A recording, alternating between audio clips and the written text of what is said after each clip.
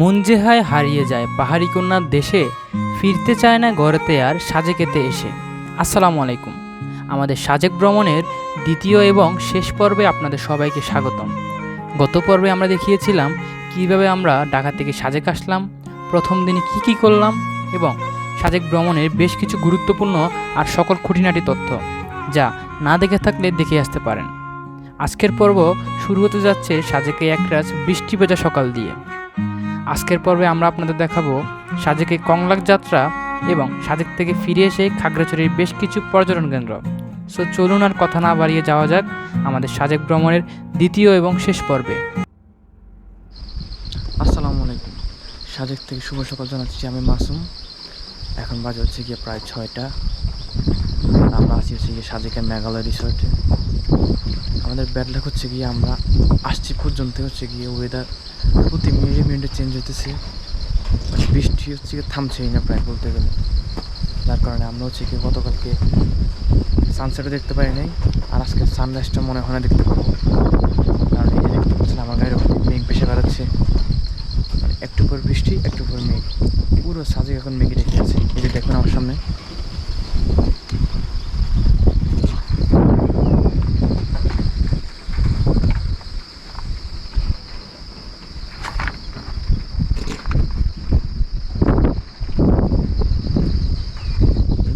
সব মেঘ, মনে হচ্ছে কি শীতকালে আছে এরকম লাগতেছে।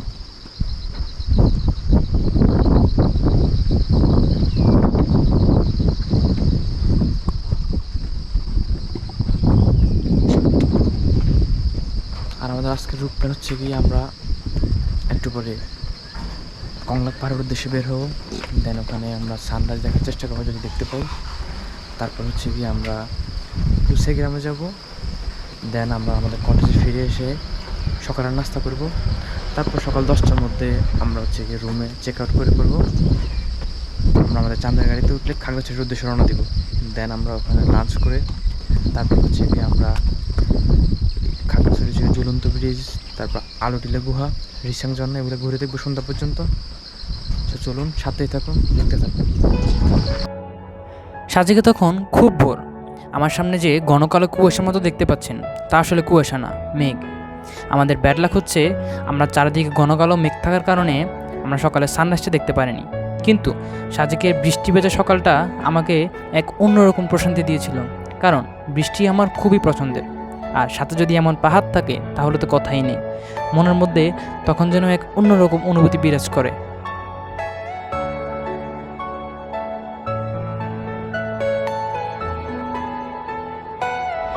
বৃষ্টি একটু কমলে আমরা কয়েকজন মিলে রওনা দেই সাজেকে যে ঝর্ণাটা অবস্থিত তা দেখতে।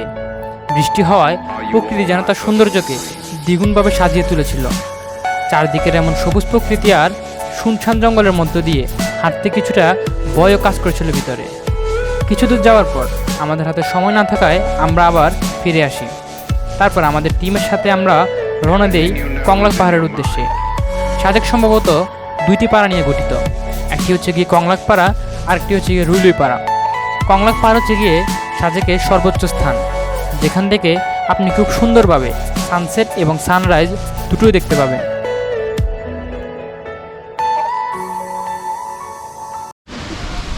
এখন বাজে 8:45 আর আমরা যাচ্ছি হচ্ছে গিয়ে konglak পাহাড়ের চূড়ায়। বৃষ্টিতে ভিজতে ভিজতে, প্রচুর বৃষ্টি। তো চলুন যাওয়া যাক।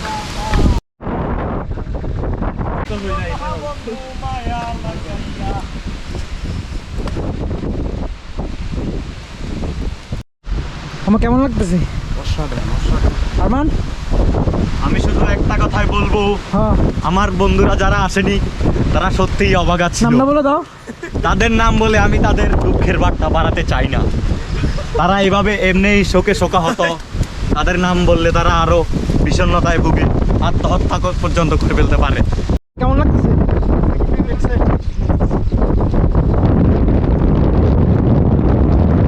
কেমন লাগতেছে? কষ্ট করে ভালো লাগতেছে। সকাল ধরে ওয়েট করতেছ অনেকক্ষণ ধরে না?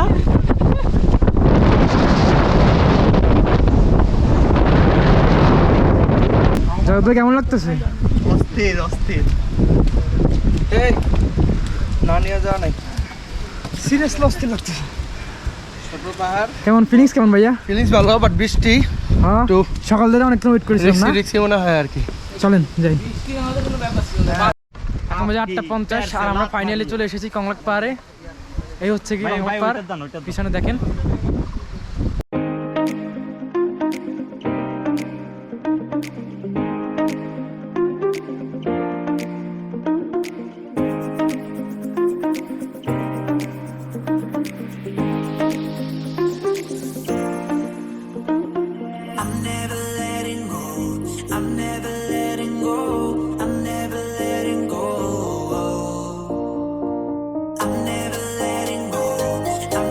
কংলাক পাহাড়ে কিছুক্ষণ সময় অতিবাহিত করার পর আমরা রওনা দেই লুসাই গ্রাম দেখার উদ্দেশ্যে, কিন্তু বৃষ্টি হওয়ায় লুসাই গ্রামের প্রবেশ নিষেধ ছিল। তারপরও বাহির থেকে যতটুকু সম্ভব আপনাদের দেখানোর চেষ্টা করেছি। এখানে এন্ট্রি ফি হচ্ছে গিয়ে পার পার্সন 30 টাকা করে। সাজেক হচ্ছে গিয়ে মূলত দুইটি জনপ্রিয় সম্প্রদায় দিয়ে গঠিত, একটি হচ্ছে গিয়ে লুসাই আর একটি হচ্ছে গিয়ে ত্রিপুরা। পার্বত্য চট্টগ্রামের বিলুপ্তপ্রায় সম্প্রদায় হচ্ছে গিয়ে এই লুসাই, যাদের জীবন ধারণের কিছু ধারণা পাবেন এই লুসাই গ্রামে।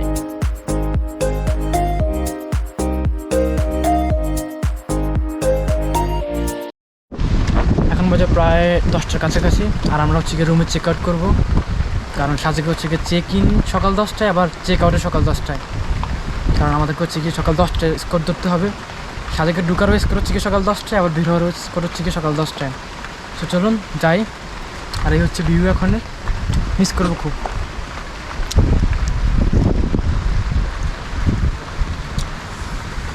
Miss you Sajek.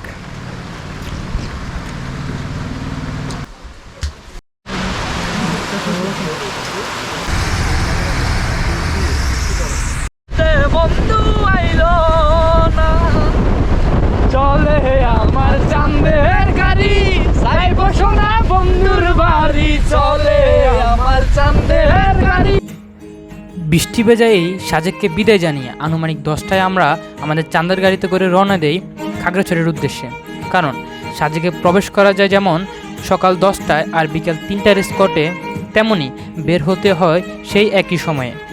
আমরা এখন খাগড়াছড়িতে গিয়ে দুপুরের লাঞ্চ সেরে তারপর আপনাদেরকে নিয়ে একে একে ঘুরে দেখব খাগড়াছড়ির রিচাং ঝর্ণা, আলুটিলা গুহা এবং ঝুলন্ত ব্রিজ।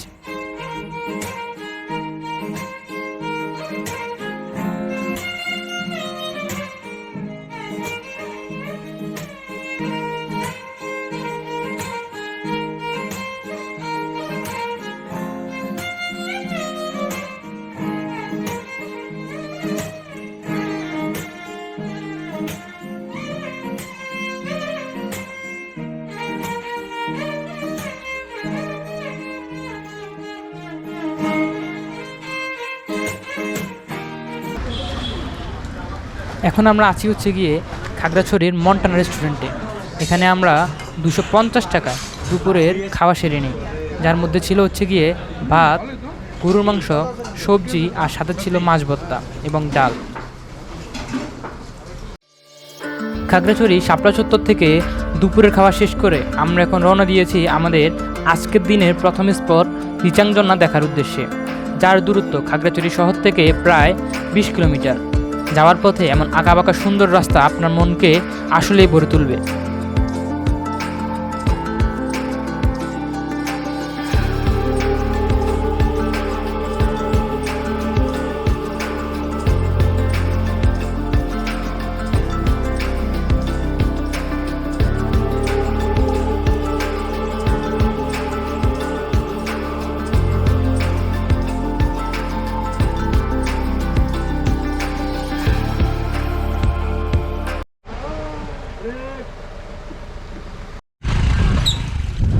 আসসালামু আলাইকুম। আমরা এখন যাচ্ছি হচ্ছে গিয়ে রিচাং ঝর্ণার দিকে। এখান থেকে আপনার পায়ে হেঁটে গেলে হচ্ছে গিয়ে 5 থেকে 10 মিনিট লাগবে, আর চাইলে বাইকে করেও যেতে পারেন। বাইকে করে হচ্ছে গিয়ে 50 টাকা পার পার্সন। এখানে রোডটা হচ্ছে গিয়ে খুব ঢালু একটা রোড আর খুব স্লিপারি একটা রোড। আপনারা নামার সময় হচ্ছে গিয়ে খুব সাবধানে পা ফেলবেন।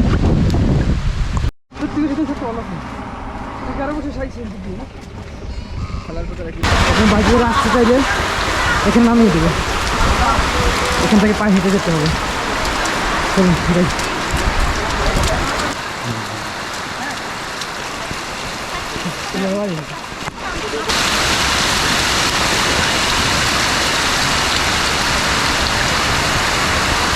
That's the beauty. Oh, মাশাআল্লাহ। আমরা এখন আছি হচ্ছে কি রিচাং ঝর্ণাতে। আর এই যে বর্ষায় একদম ঝর্ণার রূপ খুব ভয়ঙ্কর দেখেন। বৃষ্টির সময় ঝর্ণার পাশে যেতে চাইলে খুবই সাবধানে পা ফেলবেন, কারণ তখন রোডটা খুবই স্লিপারি থাকে। একটু অসচেতন হলেই দুর্ঘটনার শিকার হতে পারেন, যেমনটা শিকার আমি হয়েছিলাম।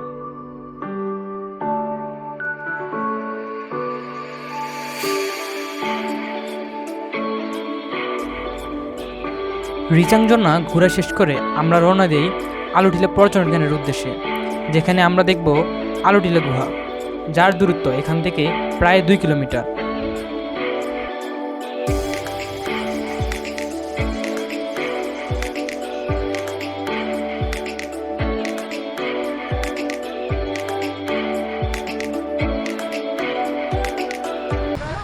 এখন বাজে 5:30 আর আমরা আসি হচ্ছে গিয়ে আলুটিলা পর্যটন কেন্দ্রে। এখান থেকে হচ্ছে গিয়ে পুরো খাগড়াছড়ি শহরের ফুল ভিউ দেখা যায়। এটা হচ্ছে গিয়ে নতুন কনস্ট্রাকশন করেছে, সো দেখুন এই যে।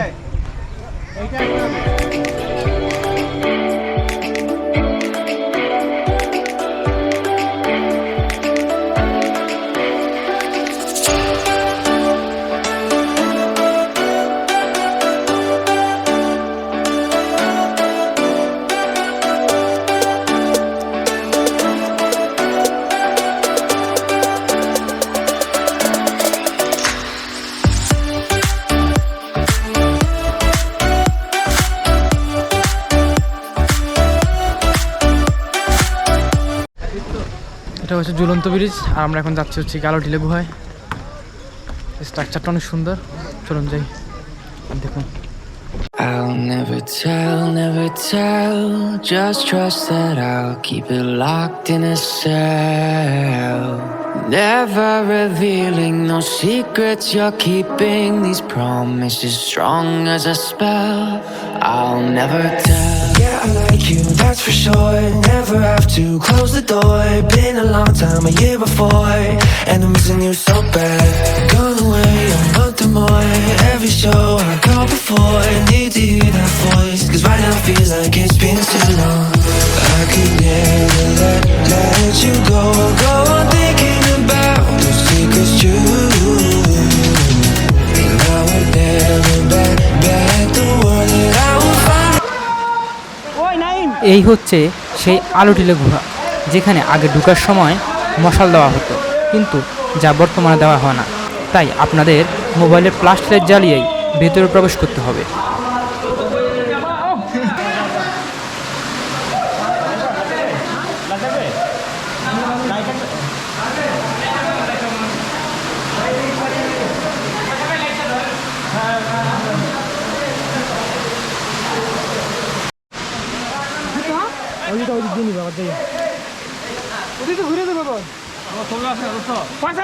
অভিজ্ঞতা কেমন?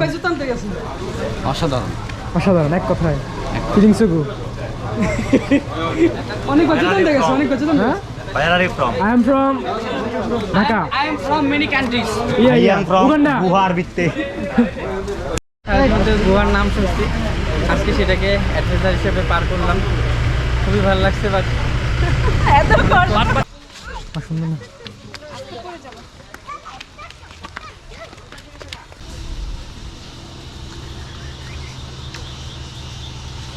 মাশাআল্লাহ, হোয়াট এ ভিউ। আমাদের আলুটিলা গুহা করা শেষ। এখন আমরা যাবো হচ্ছে গিয়ে খাগড়াছড়ি হর্টিকালচার পার্ক। ওখানে আমরা দেখবো হচ্ছে গিয়ে খাগড়াছড়ি ঝুলন্ত ব্রিজ। সো চলুন যাই, দেখতে থাকুন।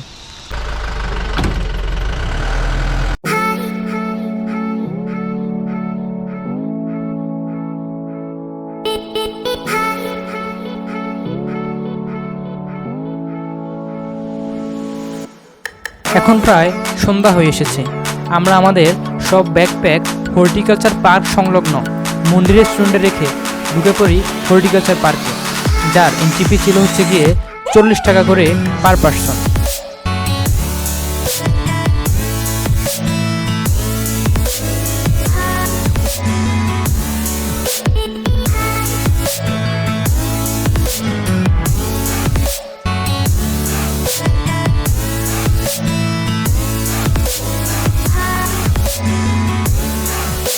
এই হচ্ছে খাগড়াছড়ির ঝুলন্ত ব্রিজ। আমরা এই হর্টিকালচার পার্ক ঘুরতে ঘুরতে রাত হয়ে যায়। তারপর আমরা পার্ক থেকে বের হয়ে সুন্দর এবং নিরিবিলি পরিবেশে মন্দিরের রেস্টুরেন্ট থেকে রাতের খাবার অর্ডার করি। আমাদের আজকে রাতের খাবার ছিল হচ্ছে গিয়ে হাঁসের মাংস, সবজি, ডাল আর ভাত। আমরা খাওয়া দাওয়া শেষ করে সবাই মিলে গান বাজনা করে কিছুক্ষণ সময় পার করে তারপর রাত 10টার বাসে উঠে পড়ি ঢাকার উদ্দেশ্যে।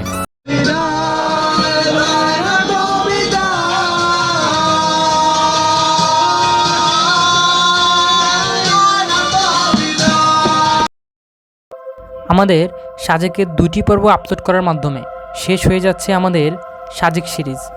আশা করি সাজেক ভ্রমণ নিয়ে সকল তথ্য আপনাদের দিতে পেরেছি। তারপরও যদি কোনো তথ্য আপনাদের জানার ইচ্ছে থাকে বা জানার প্রয়োজন হয় তাহলে অবশ্যই কমেন্ট করে জানাবেন। ভালো থাকবেন এবং দোয়া করবেন আমার জন্য। দেখা হবে আবার নতুন কোনো গন্তব্যে নতুন কোনো ভ্রমণ গল্প নিয়ে।